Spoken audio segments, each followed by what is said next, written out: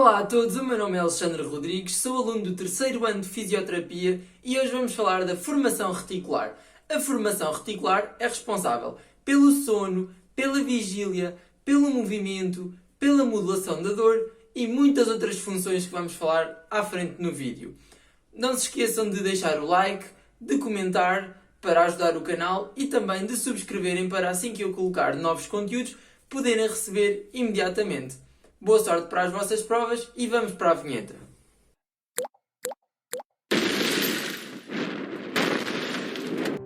A formação reticular encontra-se na parte mais central do tronco cerebral e, do ponto de vista evolucionário, é uma zona bastante antiga. A palavra reticular significa rede, que vem de reticularis em latim, e o seu nome deriva do facto de ser uma área muito difusa, com axónios e corpos celulares que se estendem de forma mal definida, dando um aspecto de rede difusa. Esta formação consiste em neurónios com características morfológicas isodendríticas. Os neurónios isodendríticos podem ser magnocelulares ou parvocelulares. Os magnocelulares têm um corpo celular de grande dimensão. Os parvocelulares têm um corpo celular de pequena dimensão. A formação reticular vai ter conexões com todas as partes do sistema nervoso, à exceção do lemnisco interno ou medial que estudámos no último vídeo. Assim percebe-se que qualquer lesão na formação reticular vai ter um impacto enorme no indivíduo. A formação reticular estende-se desde a parte mais superior da medula espinhal até ao hipotálamo, que é uma parte do diencéfalo que iremos falar no próximo vídeo, e ocupa, no fundo, todos os espaços que não são ocupados por tratos, aqueles que falámos na última aula, e núcleos de nervos cranianos no tronco cerebral. A maioria dos núcleos da formação reticular, como podem ver aqui nesta imagem, ou se encontram na zona mais lateral do tronco cerebral, formando aqui a coluna lateral da formação reticular. Esta coluna lateral vai ser composta por neurónios que têm funções predominantemente sensitivas. Também encontram-se numa zona mais medial ou interna, que é esta coluna aqui, a laranja também, que tem funções predominantemente motoras, e ainda temos os núcleos da RAF, que são estes núcleos aqui. Os núcleos da RAF designam-se de RAF porque RAF significa meio. Logo, são aqueles que estão ao meio do tronco cerebral. Do ponto de vista funcional, a formação reticular pode ser dividida em 4 grupos de núcleos. Primeiro, os núcleos associados à ativação do nível de consciência e, consequentemente, ao grau de alerta cortical. Esta rede neural designa-se de sistema reticular ativador ascendente. Estas redes neurais que formam este sistema são responsáveis por acordar o nosso cérebro. Existem outros núcleos, que são os núcleos da formação reticular motora, que estão essencialmente associados ao controle de músculos estriados através de conexões com núcleos de nervos cranianos que, como se lembram, alguns tinham funções motoras, e também com as colunas somatomotoras da medula espinhal, ou seja, com os tratos motores. Existem ainda outros núcleos, claro, que são relacionados com a regulação de eventos viscerais motores ou autonómicos, como o centro cardiovascular, o centro respiratório, o centro vasomotor, o centro do vômito, o centro da tosse e o centro do espirro. Portanto, conseguimos perceber que a formação reticular também vai ter funções muito importantes ao nível autonómico e visceral. E por fim, temos os núcleos da formação reticular que estão relacionados à modulação de sinais nociceptivos, nomeadamente sinais dolorosos. Agora vamos falar concretamente dos núcleos mais importantes da formação reticular.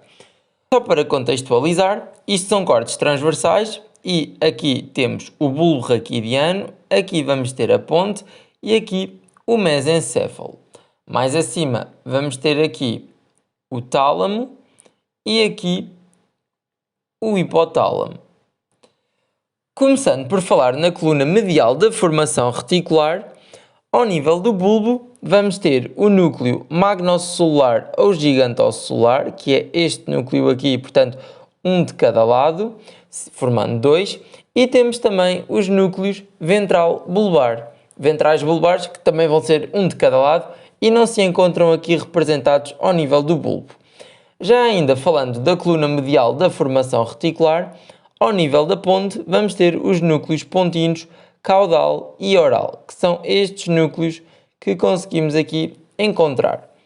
Ao nível do mesencéfalo, a coluna medial da formação reticular é formada essencialmente pelos núcleos reticulares mesencefálicos, que não estão aqui representados. Falando agora da coluna lateral da formação reticular, esta, tanto ao nível do bulbo como da ponte e também do mesencéfalo, vai ser formada por núcleos parvocelulares, que são aqueles que têm corpos celulares de pequena dimensão. E, como sabem, estes núcleos vão ter essencialmente uma função sensitiva, como falámos anteriormente, já que eles fazem parte da coluna lateral da formação reticular. Depois temos outros núcleos, que são os núcleos da RAF. Os núcleos da RAF podem ser divididos em dois grandes grupos.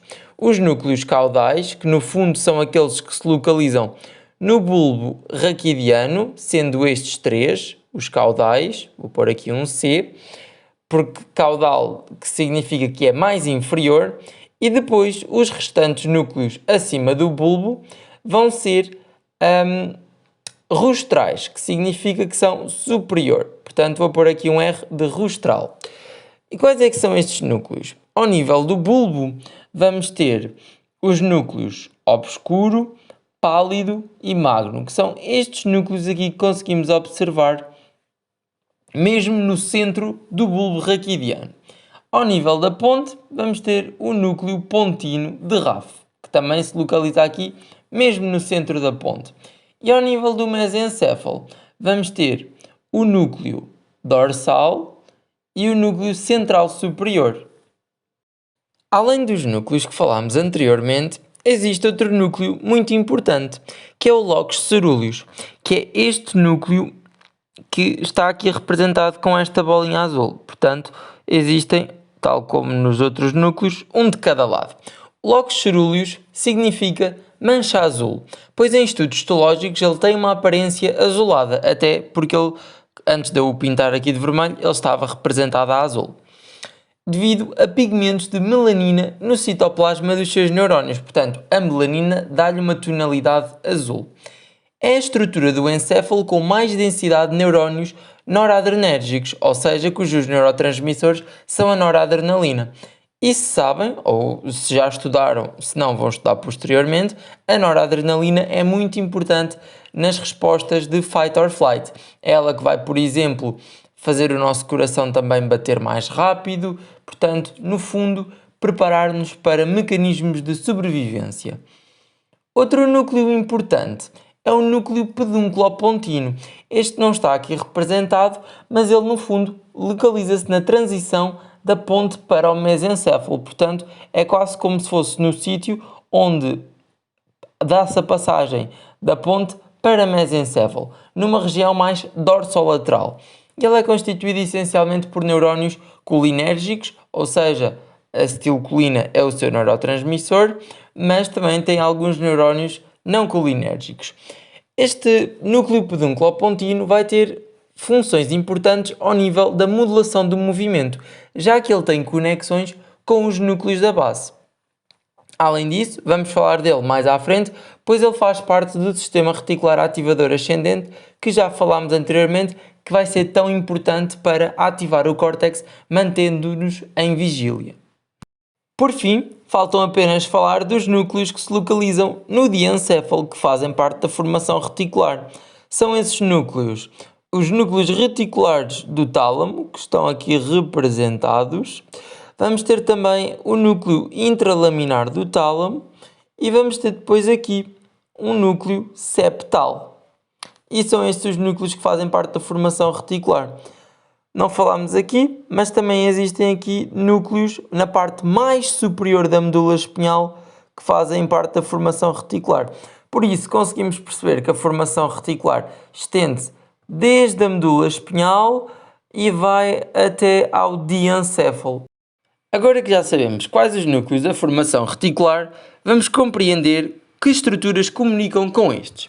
Lembram-se que tínhamos a área lateral da formação reticular, ou a coluna lateral, muito importante por receber informação sensitiva, e uma área mais medial.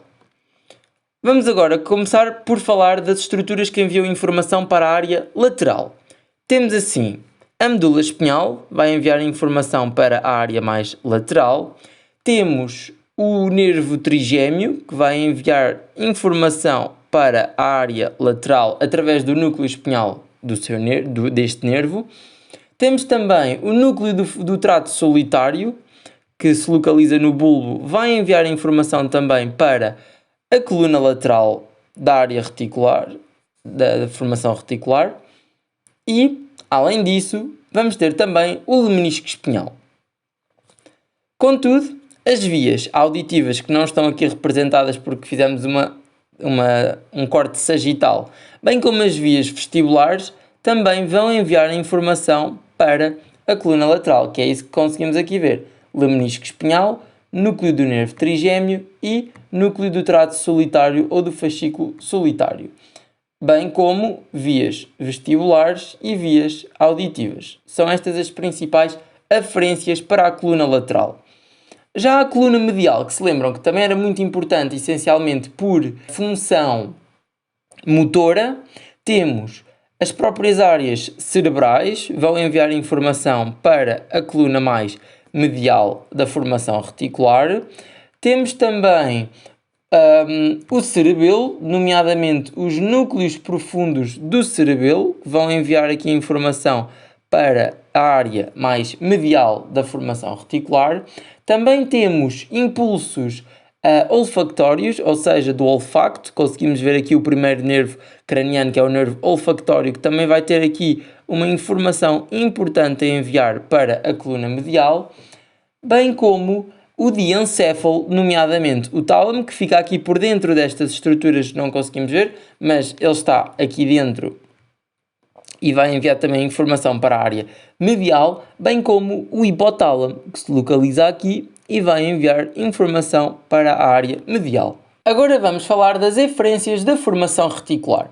E se nós olharmos aqui atentamente, quase todas as estruturas que estudámos que enviavam informação para a formação reticular, a formação reticular vai, por sua vez, enviar também para elas. Portanto, acaba por ser uma troca de informações entre as estruturas.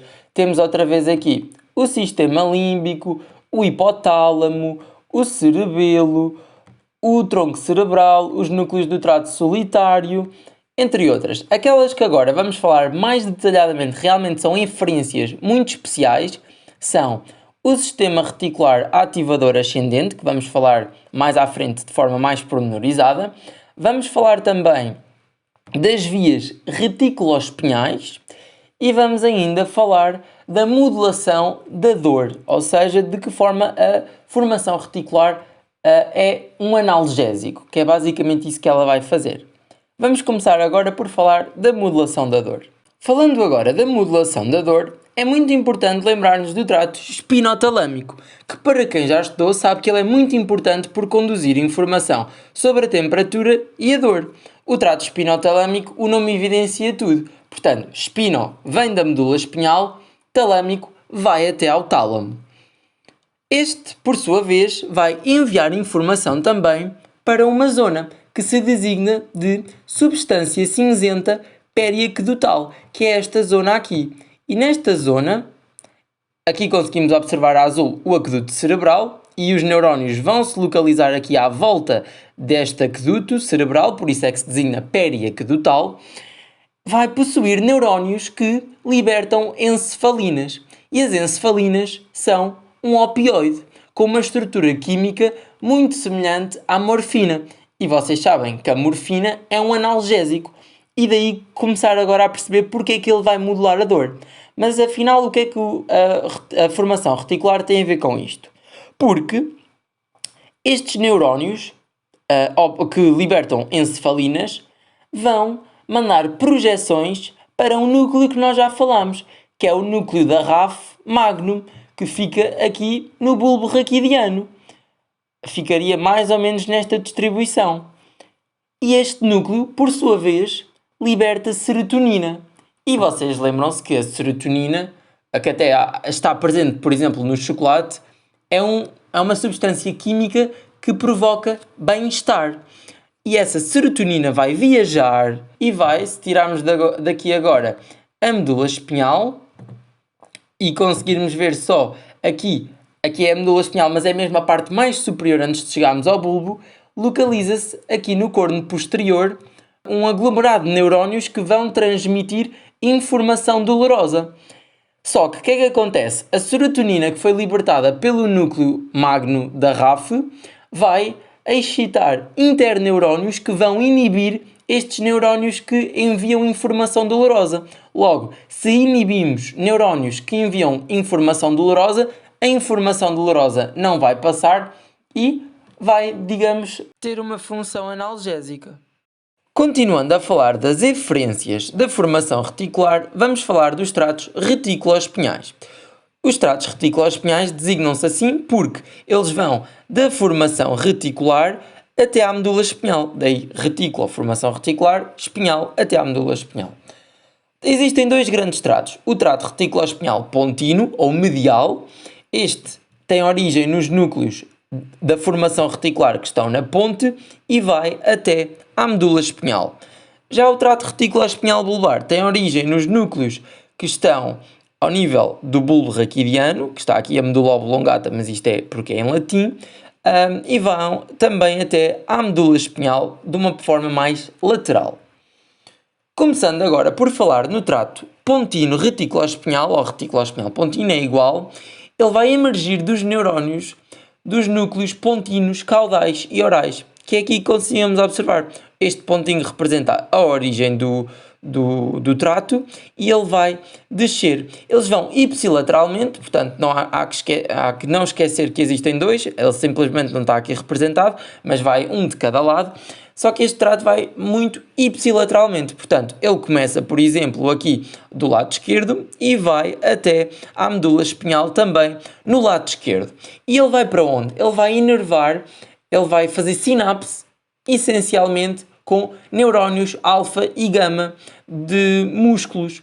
Como se lembram, os neurónios alfa e gama, os alfa inervam fibras musculares extrafusais, enquanto os gama fibras intrafusais. As fibras intrafusais são muito importantes para o controle do tónus muscular. Portanto, conseguimos aqui começar a perceber que o trato reticuloespinhal pontino vai ser muito importante para modular o tónus.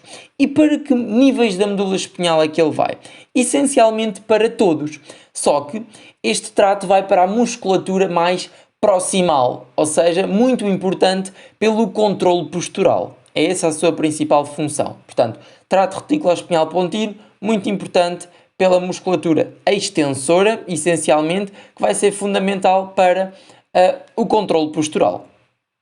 Agora vamos falar do trato reticuloespinhal bulbar, que é mais lateral. Ele vai ter a sua origem, conseguimos aqui ver neste pontinho verde, ele vai ter a sua origem nos núcleos gigantocelulares, que já falámos. Só que estes dois tratos, eu há bocado não falei, mas eles vão ambos receber informação também do córtex. Só que o primeiro, aquele que eu falei, o pontino, a informação que chega até aos núcleos pontinos da formação reticular não é muito relevante. Mas o bulbar, sim, a informação que vem do córtex vai ativar os núcleos gigantocelulares do bulbo. Este aqui, ao contrário do pontino, vai bilateralmente. Portanto, conseguem aqui observar que ele tem, por exemplo, origem aqui nos núcleos gigantocelulares do lado esquerdo da ponte e vai para tanto o lado direito como para o lado esquerdo. E este vai, essencialmente, fazer depois sinapse com neurónios motores alfa e gama. Lá está, alfa, músculos, fibras extrafusais, gama, fibras intrafusais, também importante pelo controle do tónus, mas só que estes vão essencialmente para os músculos flexores, que vão reforçar a ação dos tratos corticoespinhais e também do rubroespinhal. Outra ação do trato reticuloespinhal bulbar, que é aquela que explica eu ter dito que ele é predominantemente inibitório, é que do núcleo gigantocelular que se localiza no bulbo, que é a origem do trato reticuloespinhal bulbar, vão sair fibras que vão ser inibitórias para os núcleos pontinos, que são aqueles que têm a origem o trato reticuloespinhal medial. Logo, se o núcleo gigantocelular envia informação inibitória para os núcleos pontinos, a informação motora que ia para os músculos extensores não vai existir. Logo, o que é que vai acontecer? O trato reticuloespinhal lateral inibe os músculos extensores axiais. As últimas referências que vamos agora falar é do sistema reticular ativador ascendente. Este é fundamental pela vigília e no fundo é ele que nos permite estarmos conscientes. Percebemos agora que lesões ao nível do sistema reticular ativador ascendente vão pôr o indivíduo num estado de coma. Os três núcleos que constituem o sistema reticular ativador ascendente são essencialmente os núcleos de RAF, que falámos anteriormente, que se localizam aqui, ao nível da ponte e do bulbo, o locus cerúleus, que se localiza ao nível da ponte, que é este núcleo aqui, e também um núcleo que não está aqui representado, que é o núcleo pedúnculo-pontino, que se localiza também na face dorsal da ponte.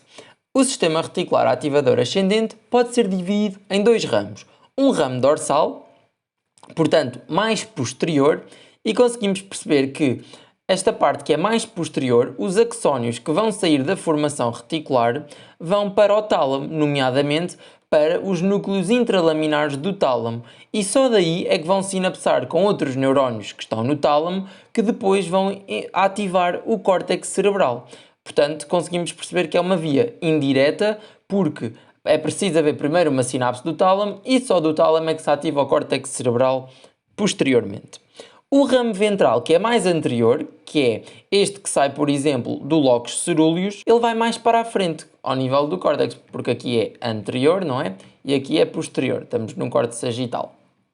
E este ramo ventral, ele simplesmente vai ativar diretamente o córtex. Agora, existe também aqui uma particularidade, é que quando ele passa ao nível do hipotálamo lateral, vai receber fibras, aqui não estão representadas, mas é do núcleo tuberomamilar, que é este que conseguem aqui observar na aplicação da anatomia, e agora vendo outra vez o córtex sagital, no fundo as fibras que vêm deste núcleo vão se juntar e vão também servir para ativar o córtex cerebral. Portanto, sistema reticular ativador ascendente ativa o córtex, permite-nos ficar acordados. E também conseguimos perceber, por exemplo, que quando estamos a dormir, conseguimos aqui perceber o sensory input, portanto, inputs sensoriais. Por exemplo, se nos abanarem a dormir, esta parte sensitiva vai para o sistema reticular ativador ascendente, que é a parte da ativação do córtex. Portanto, abanam-nos e vão ativar o nosso córtex e nós acordamos, porque vamos, no fundo, estimular núcleos que depois vão ativar o córtex, que fazem parte da formação reticular. Ainda observando esta imagem, conseguimos perceber que a formação reticular é muito importante pelo ciclo de vigília-sono, ou seja, o controle de quando estamos acordados e o controle de quando dormimos. As áreas da formação reticular, mediais e laterais, aqui ao nível da ponte e também do mesencéfalo, são muito importantes, conseguimos aqui ver, predominantemente excitatórias, e vão ativar aqui o córtex cerebral, portanto o nosso cérebro vai ficar ativo. Já as áreas da formação reticular aqui mais inferiores, que são inibitórias, aquelas que se encontram na região ventromedial do bulbo. Portanto, áreas mais inferiores são predominantemente inibitórias, áreas aqui mais superiores do tronco cerebral são mais excitatórias. Para compreender melhor as funções da formação reticular ao nível do sono, vamos falar sobre o sono. O sono é um estado fisiológico normal de perda de consciência que é reversível através de impulsos sensitivos suficientemente fortes, tal como eu dei naquele exemplo que, quando estamos a dormir, se alguém nos abanar ou tocar com muita intensidade, o nosso córtex vai ser ativado e daí nós acordarmos. Existem dois grandes tipos de sono, o sono não REM e o sono REM. REM significa Rapid Eye Movement, em português, movimentos rápidos dos olhos. O primeiro sono que aparece é o sono não REM. No início deste sono, a formação reticular através do trato reticuloespinhal lateral, que é aquele que vocês se lembram que vai ser inibitório, ele vai bloquear os neurónios motores gama que são responsáveis pelo tónus muscular da musculatura extensora axial. Logo, estes músculos basicamente vão ficar hipotónicos e vai-se desencadear um estado de hipotonia generalizada. Por isso é que o corpo parece que fica morto quando estamos a dormir. No sono não REM, os núcleos da RAF, que ficam na ponte, e a parte superior de núcleos pontinos vão bloquear a atividade do sistema reticular ativador ascendente. Logo, vocês sabem que já falámos, o sistema reticular ativador ascendente faz com que nós acordemos, estejamos ativos, de vigília. Se nós temos estes núcleos a bloqueá-lo, então vamos estar num estado de não vigília, portanto, vamos dormir. E dessa forma também evita que nós acordemos durante o sono.